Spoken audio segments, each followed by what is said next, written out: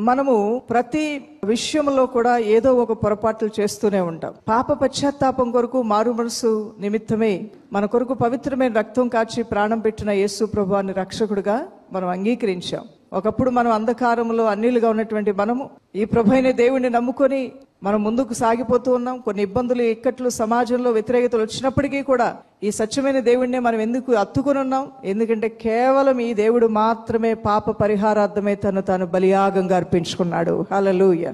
మారిన వ్యక్తి మారినట్లుగా దేవునితో నడుస్తున్నాడు అంటే కొంతకాలం నడిచి పడిపోతూ ఉన్నాడు, కొంతకాలం దేవుల్లో మండించబడి ఆరిపోతూ ఉన్నాడు, కొంతకాలం ఉజ్జీవంతో నడిచి దేవుని సహవాసానికి దూరం అయిపోతూ ఉన్నాడు.